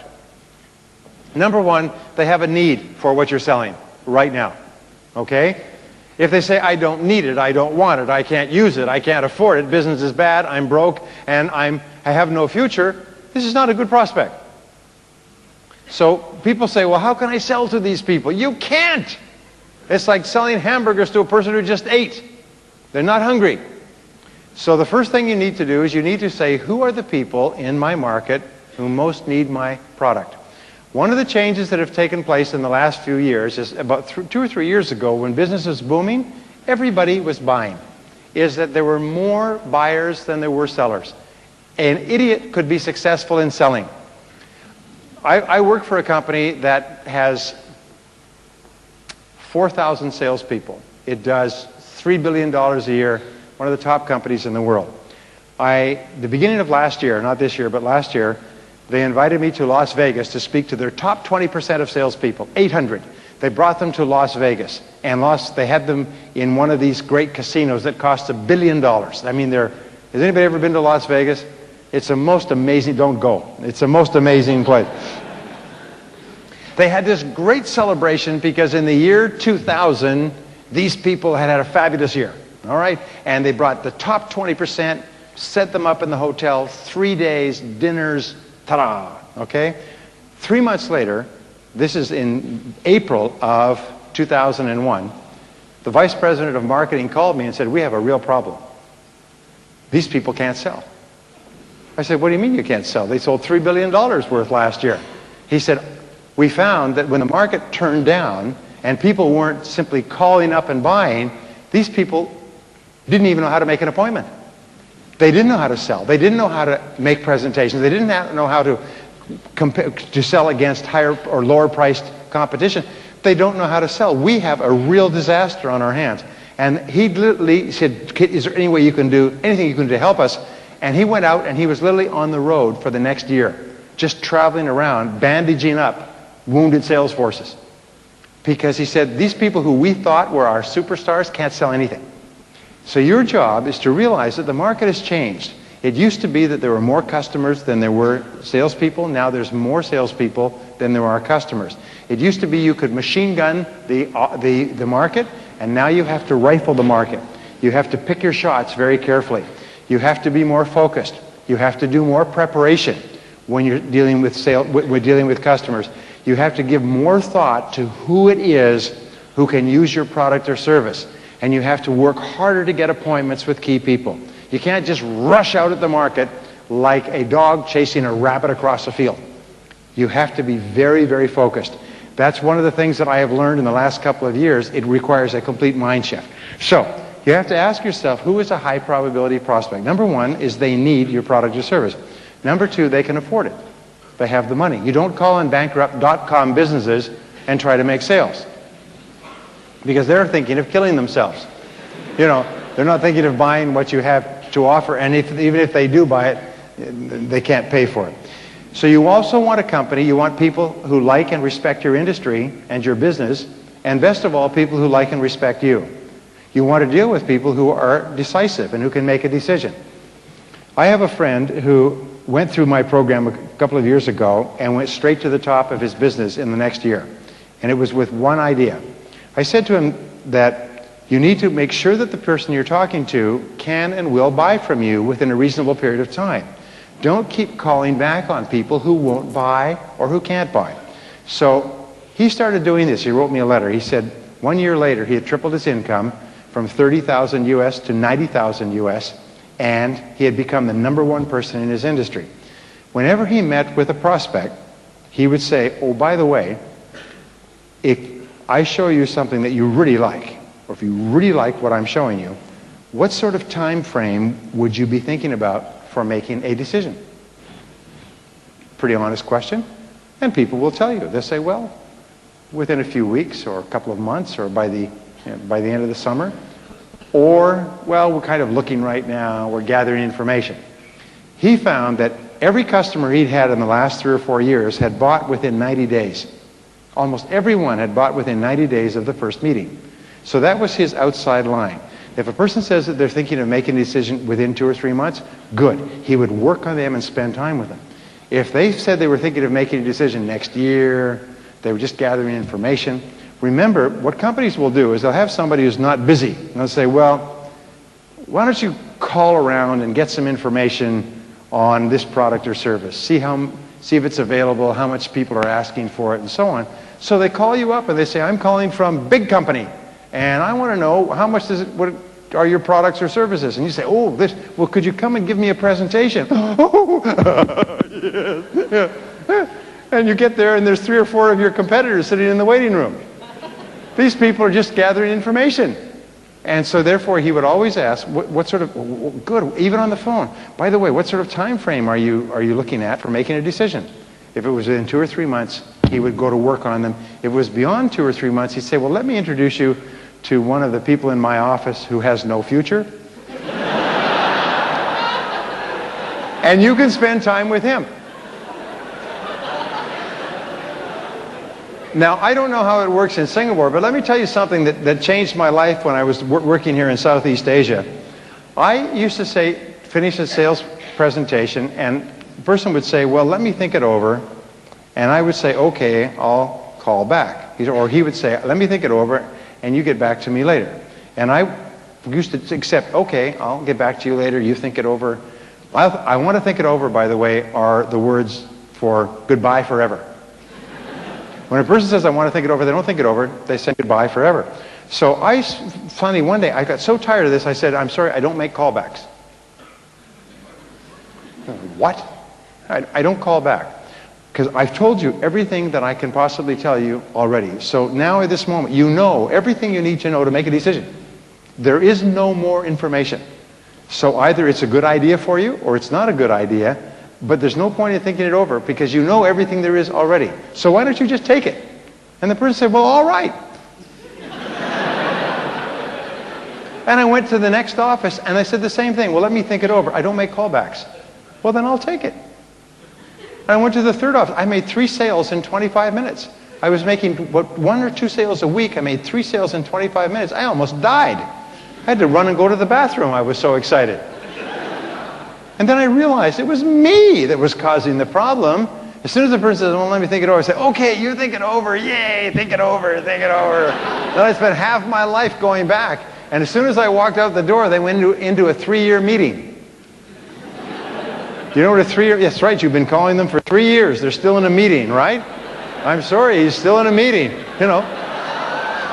I know, I've been there. I said, I don't make callbacks. Now, as time passed, I became more successful. I'm selling much bigger projects, especially training programs and so on. People would say, well, can you do a proposal for us? And so I wrote a few proposals. Oh, these were beautiful proposals. I spent hours writing them and rewriting them. I'd send them in. It might as well have been throwing them off the edge of the earth because they disappeared. I said, did you get my proposal?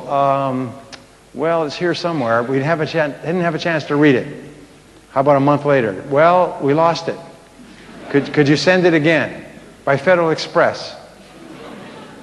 So I'd send it again. A week or 2 weeks would go by. Did you get my proposal? Well, we're looking at a lot of proposals right now, and yours looks really good. And so we're going to compare it with others. Finally, the next time someone said, would you do a proposal for us? I said, I don't do proposals. You don't do proposals? No. If you want to do business together, we'll discuss it. I'll write you a letter of intent that outlines the agreement, but I don't do proposals. Well, all right then. If you don't do proposals, all the others do proposals. I said, I don't do proposals. I do follow-up letters of agreement. Well, I've never heard such a thing. When are you planning to make a decision anyway? Well, we're just looking at it for the next few years. You know, we're really not in the market right now. And so, I have never done another proposal, and I never make callbacks. And you know something? My sales doubled and tripled and quadrupled. And all my friends are busy doing proposals. They're still waiting to hear back. Anyway, we create most of our problems. So with a high probability prospect, you can say, how soon would you be making a decision? Or if I show you exactly what you're looking for, or if I show you something that you really like at a price that really makes sense to you, when would you be thinking of making a decision? So you want people that need it, that want it, that can afford it, that can make a decision, that like you, that respect you, and so on. Now, what is the best part of selling? Psychologically, mentally, what's the best part of selling? I'll tell you what it is. It's making sales. If you're having trouble with that answer, you're in the wrong field. It's the feeling of winning that we have from making sales. It's when we feel happy. We make a sale and we feel happy. It releases endorphins in our brain. It makes us feel high. We feel cheerful. We feel wonderful about ourselves when we make sales. That's the key to our business. What's the downside of selling? What's the psychological negative of selling? It's dealing with difficult people. It's long, drawn-out meetings. It's not making sales. It's working hard and not succeeding. We love to succeed. We hate the feeling of not succeeding. So what is the problem in selling? It's working with people who are down here, low probability prospects. By the way, when you work with low probability prospects, you know what happens? It wears you down. It tires you out. And you even start to think about quitting. And we did some research on you before tonight, and we find there are people in this very room who have thought about quitting. We know who you are. It's okay. Everybody thinks about quitting. You had a bad day, you think about quitting. You had a bad week, you think about quitting until you get something to drink. And you think, well, it's not so bad. Sometimes all you need to do is get a good night's sleep. Sometimes you need to go home for the weekend and just turn off your mind and get rested up again. By Monday, you're back to work again. Everybody thinks about quitting. It's okay to think about quitting. It's even okay to talk about quitting. How many times have you sat at home with your wife, your husband, and talked about quitting? You know, I'm thinking of quitting. You're thinking about quitting? Well, that's a good idea. Why don't you quit? I'm thinking about quitting. It's okay. You're not making any money anyway. Why don't you quit? You know. It's okay to talk about quitting. Just don't quit. All right? Talking about it is a way of getting it out of your system. You sort of you vent, all right? But you just don't do it. You can talk about it and think about it. It's a psychological release.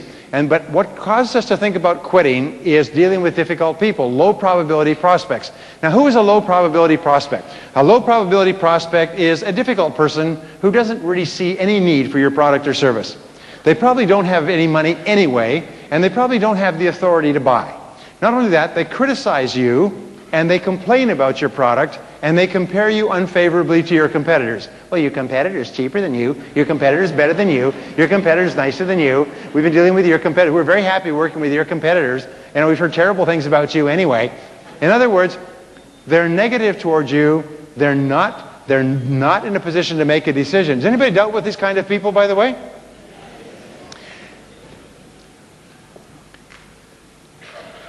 I'm going to tell you something about yourself. You are a thoroughly good person. You are a thoroughly good person. You have a good heart. You are honest. You're decent. You're hardworking. You're polite. You're respectful. You're helpful. You want to help people with your product or service. Isn't that true? Say yes. Okay. Then you have the right to expect that other people treat you the same way. If you treat them nicely and respectfully and kindly, and you're trying to help them with your product or service, because what you are is a traveling helper. The whole purpose of your selling is to find people who you can help to improve their life or work with your product. And so therefore you're trying to do them as much of a favor as they would do to you. So you deserve to be treated well. You deserve that people treat you nicely. And if they don't treat you nicely, I hereby give you permission to get up and walk out. Okay? Because it is dealing with difficult prospects that wears us down. It grinds us down. I'll tell you a quick story.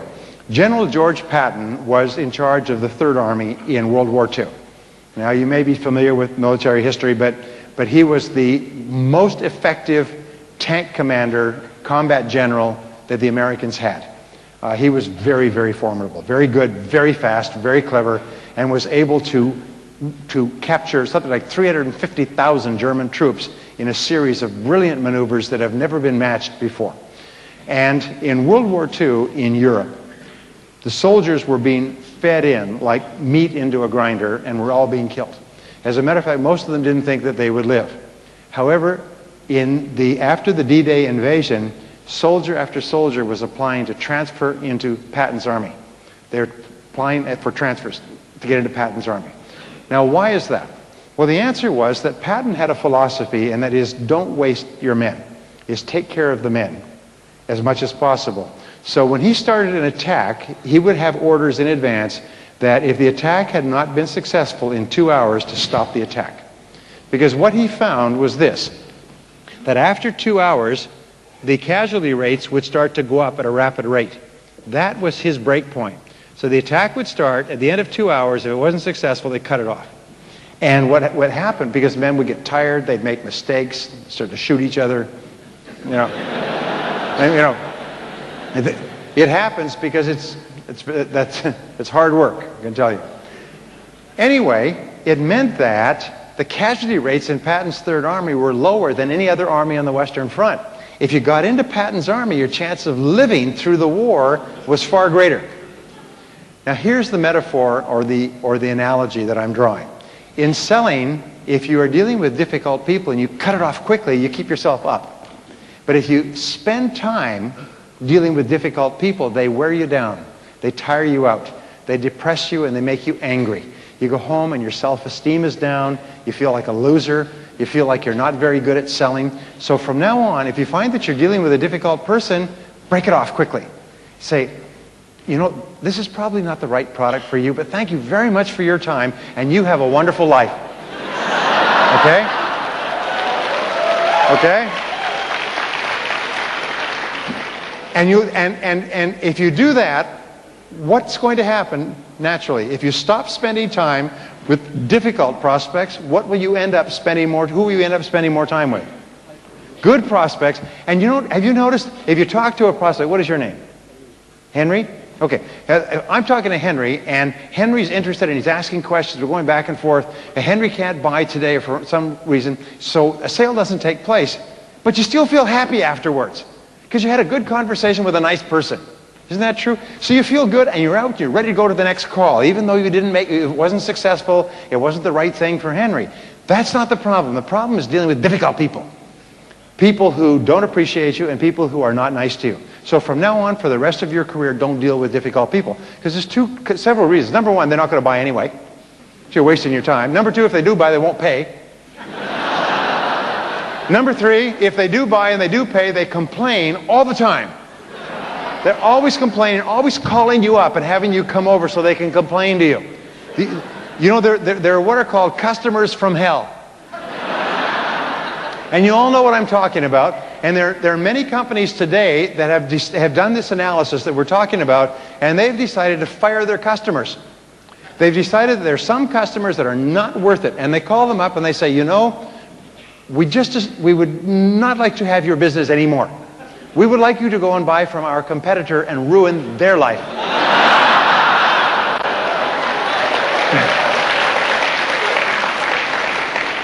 Because the most important thing you have is the fact that you're up. You're optimistic, you're positive, you're happy, you're high energy, you're a nice person, you are well informed about your product, you have something valuable to sell at a good price, and your job is to get to the people who will appreciate it.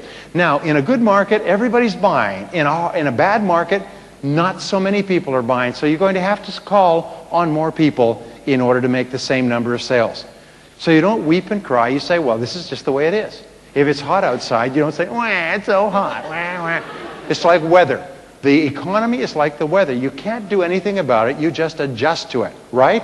And you don't complain about it. You say, business is bad. No. You say, well, business is slower today than it was before. But when the going gets tough, the tough get going. And here's a wonderful thing. If you can succeed in today's economy, when the economy does turn around, and it always does, you will be so far ahead. You will be smarter, you will be quicker, you'll be more determined, you'll be more focused, you'll be more confident. So look upon it as a challenge to make you strong. Just like a runner will often run with weights or carry weights. Imagine that this is a weight that you're carrying, and when the economy turns around, you take off the weight and you will be wonderful at your field. So look upon it as a challenge. And people say, business is bad. Isn't that good? Say, that's good. That's good. Isn't that great? Because all the weaklings quit. Leaves more money for the professionals. Someone says, boy, business is hard, sales are hard. You say, yeah, why don't you quit? Yeah, get out of here. Okay. So prospecting means to ask, is this a good prospect? And when you call people, when you prospect for people, say, hello, this is Brian Tracy. I'm with ABC Company, and I think we can help you. And whenever you prospect, always talk about the result or the benefit of your product or service.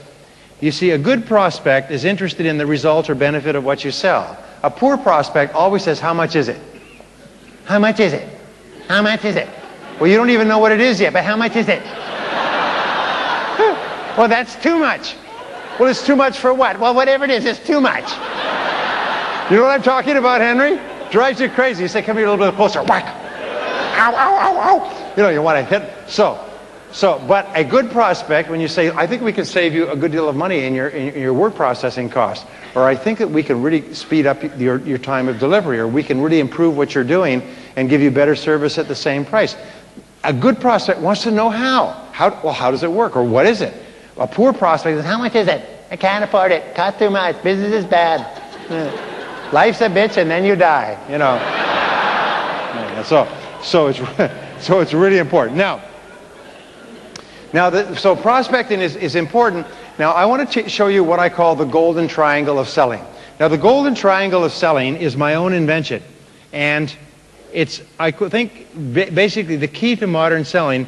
It has three parts. And let's put the customer or the prospect in the center. And it has three parts, and the first part, part one, is what I call relationship selling. Now, relationship selling is the key to success now and for the future. The very best salespeople are very good. We call them relationship experts. They're very, very good at forming high-quality relationships with people that they meet.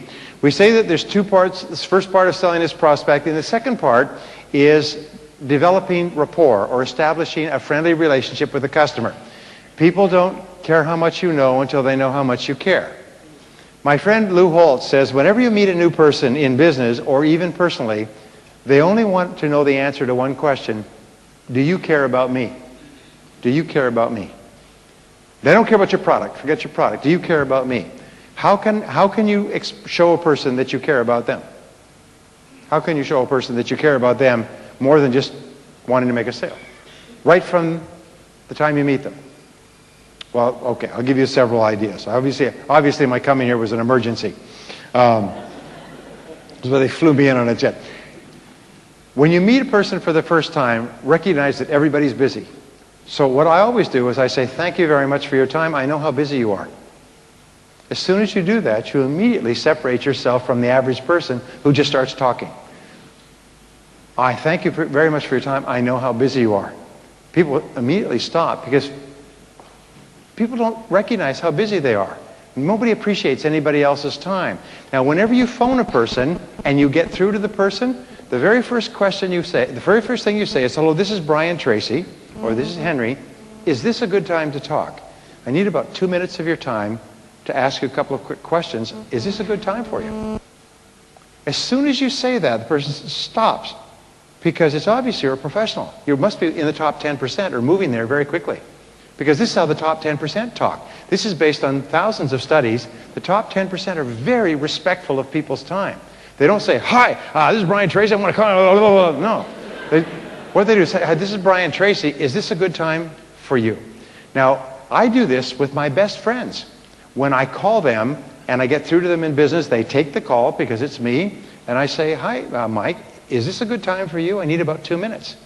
And sometimes they say, you know, Brian, somebody just came into my office. I got 2 other people here. The building's on fire.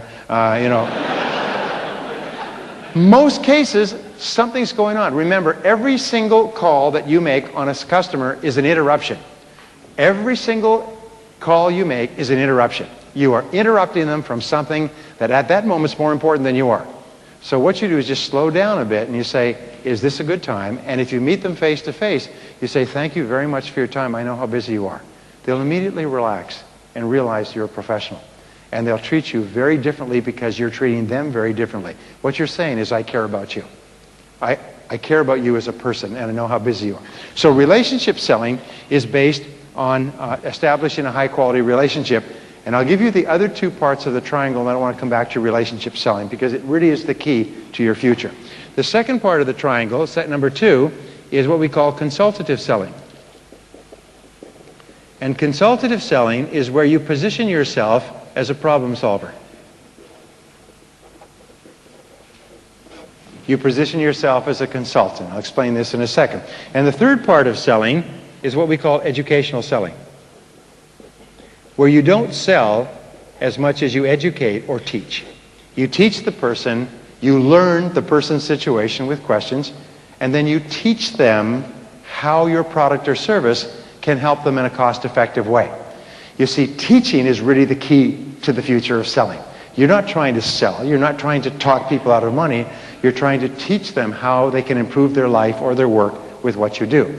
The number one reason that people buy your product or service is they understand how much better off they can be. The number one reason why they don't is because they don't understand how much better off they can be, because you didn't teach them. You may have assumed that they know, but you didn't teach them. Well, let me show you something that I think is one of the great breakthroughs in the psychology of selling, and it has to do with what is called positioning. Now, I know you're all familiar with positioning. Positioning is a trend in marketing started by Al Ries and Jack Trout, who wrote a book some 20 years ago called Positioning: The Battle for the Mind of the Customer. And positioning says that here's a customer, typical customer.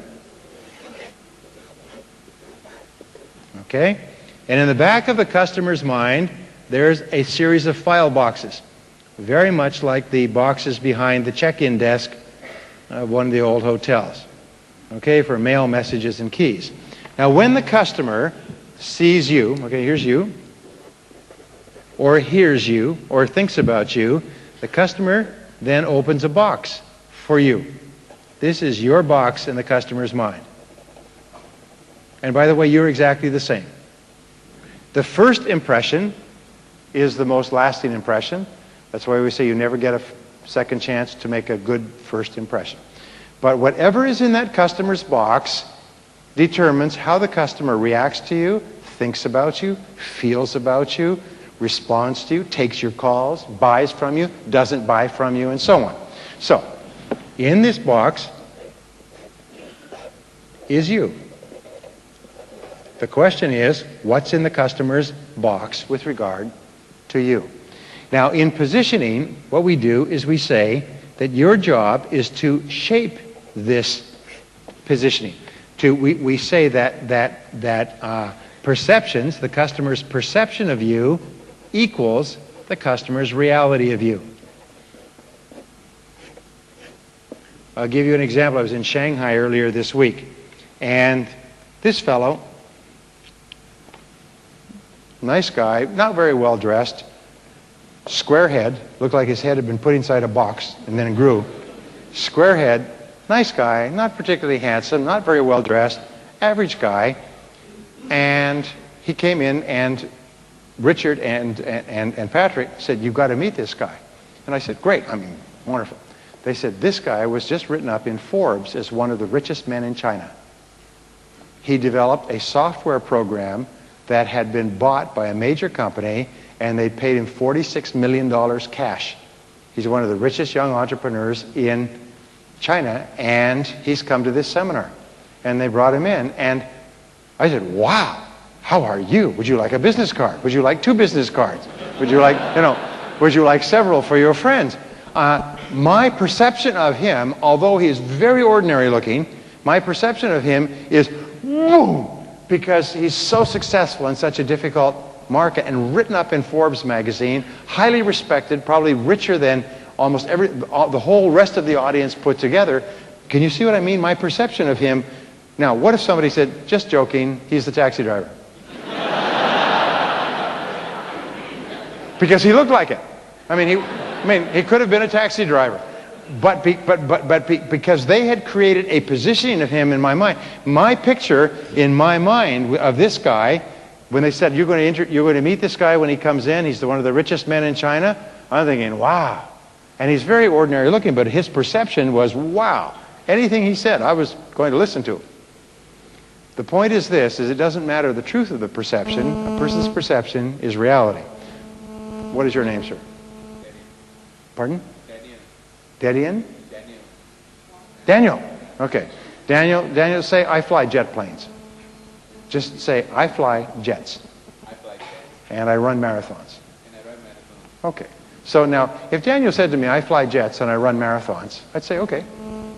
I'm not going to argue with him. I mean, he seems like an honest person. If he says it, then I believe it. Okay? So I accept what he says as the truth. So when you meet customers for the first time, what you say to your customer, they accept as the truth. If you say, "My name is Brian Tracy, and I believe very much in the importance of good relationships with my customers. Our philosophy is to give superb customer service to our customers." People say, "Okay." You say it's true? And I say it's true. And then we watch to make sure that what you say is consistent with what you said.